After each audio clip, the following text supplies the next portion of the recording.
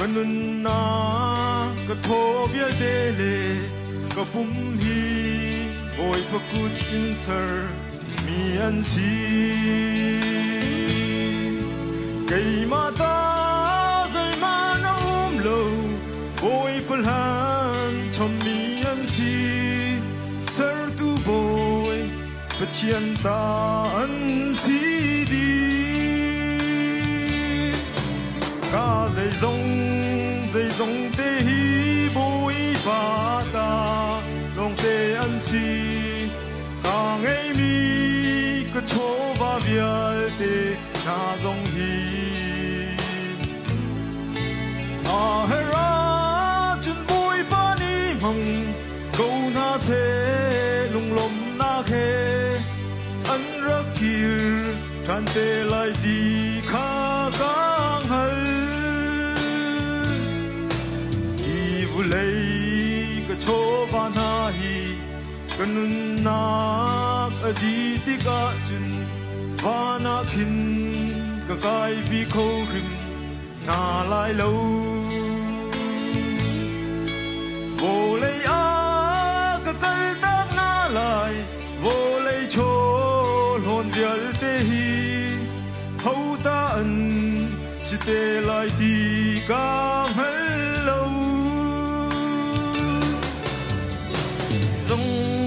dây dòng te hi bôi ba ta lòng te an si cả ngày mi cứ cho va vial te na dòng hi a hera chun bôi ba ni mong câu na se lung lom na khe an ra kir tran te lai ti kha gang hal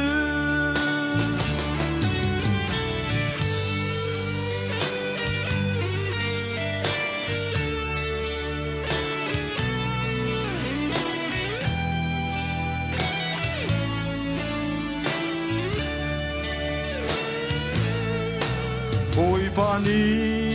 a her sia chun a kalhan mi a cho va hi a her na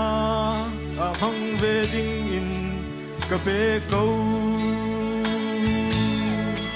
van va man ro dam ti halin a chia lo tu boy pani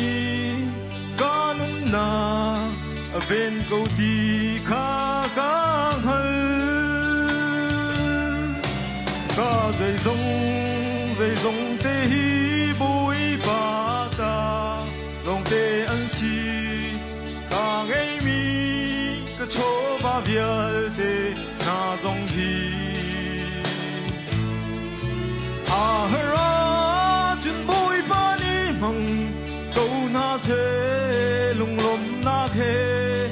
an ra kir tran te lai ti kha gang hal